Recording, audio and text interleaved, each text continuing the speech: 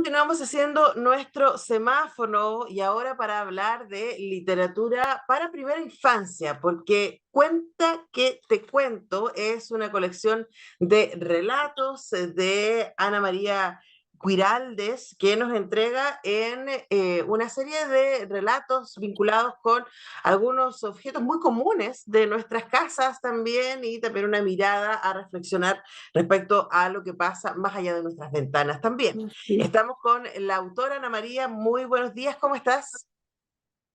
Muy bien, gracias. Gracias por la invitación.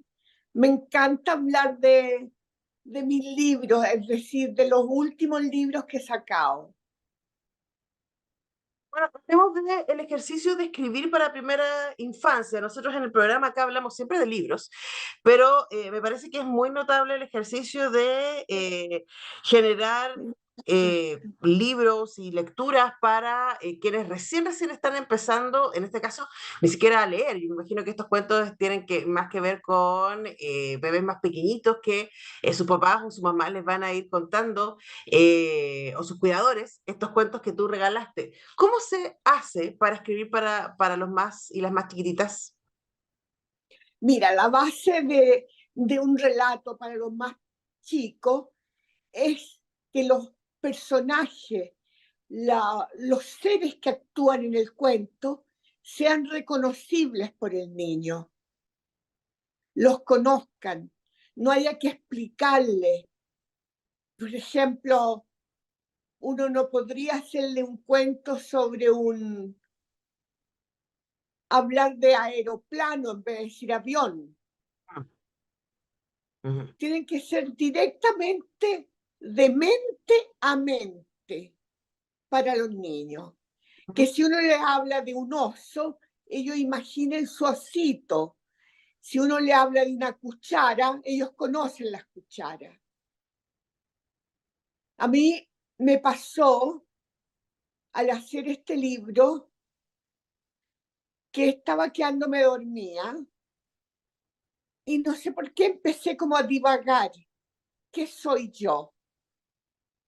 Soy una profesora de castellano, me contesté. Y después me volví a preguntar, ¿y qué has aprendido? ¿Qué aprendiste? Y yo, como si fuera una niñita chica, me contesté, aprendí que me gustaba el sustantivo. Entonces me volví a preguntar, ¿y qué es un sustantivo? Y me respondí, es la palabra que sirve para nombrar a personas, animales y cosas. Y ahí volví a mí misma y me dije, yo tengo cuentos de personas, tengo cuentos de animales, pero no tengo cuentos de cosas. Y me di la tarea de escribir cuentos de cosas. Entonces, en la mañana, cuando fui a hacerme el desayuno, vi mi tetera, floreada, y vi el hervidor todo elegante, rojo. Y pensé, ¿qué sentirá la tetera al ver al hervidor? ¿O qué sentirá el hervidor al ver a la tetera? Y vi el reloj, vi la olla, y ya dije, tengo que hacer un cuento sobre las cosas de la cocina. Y se me ocurrió lo de la tetera y el hervidor.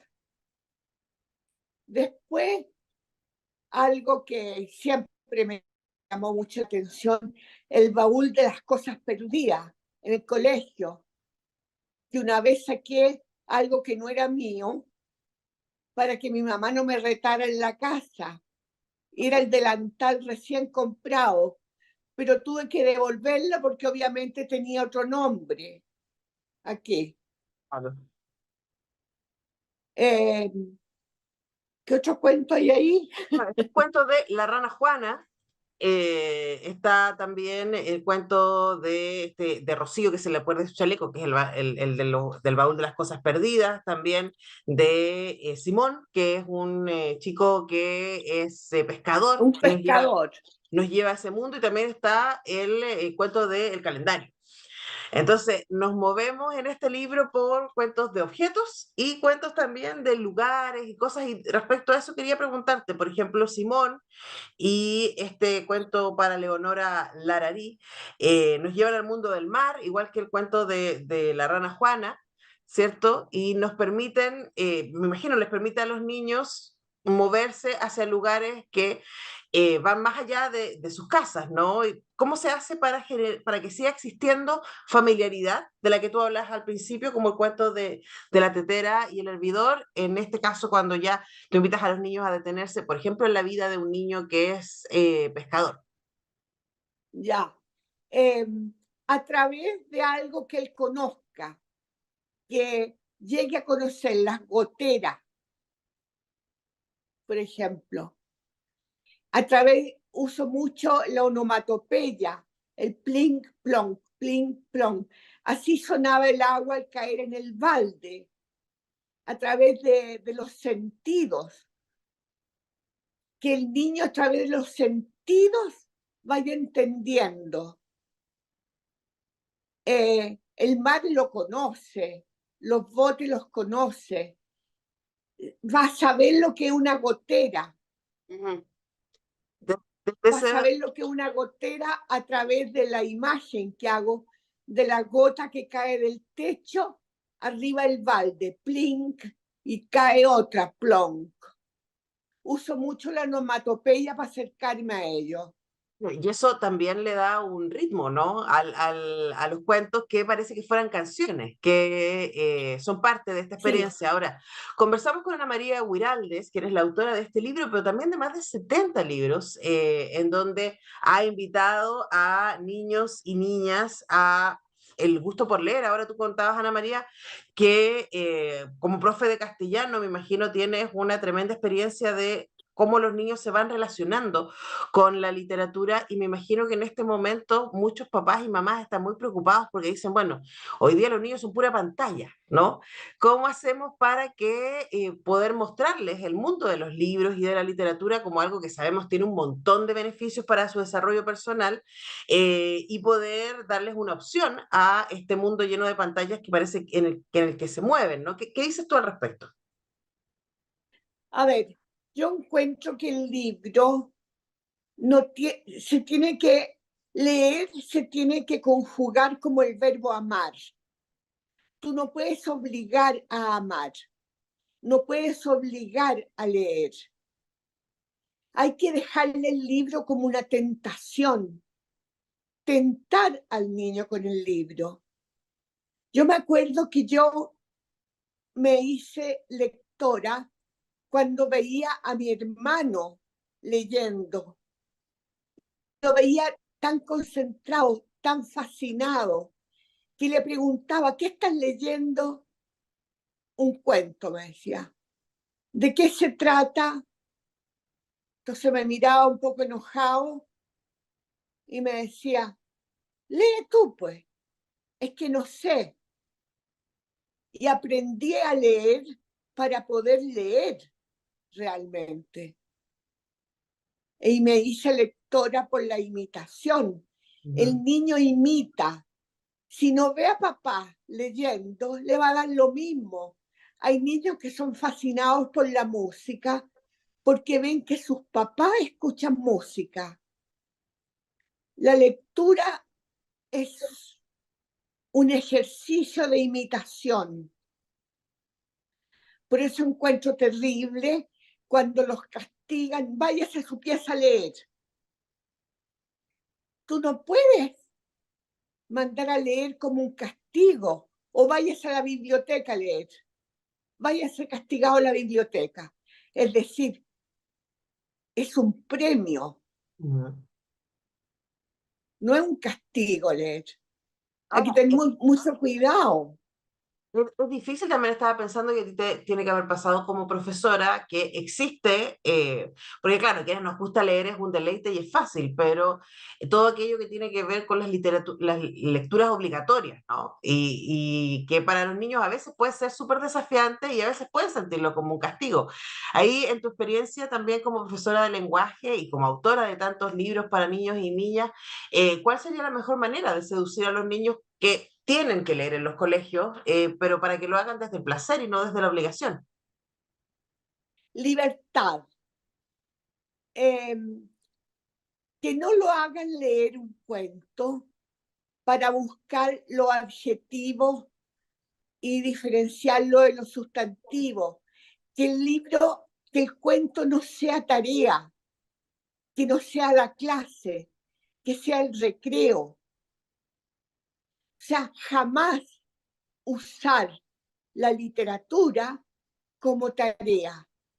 Busque en el cuento todos los verbos de acción. Busque en el cuento los adjetivos calificativos y los sustantivos numerales y ordinales. No, lea y disfrute, porque yo personalmente no hice el cuento para que aprendieran.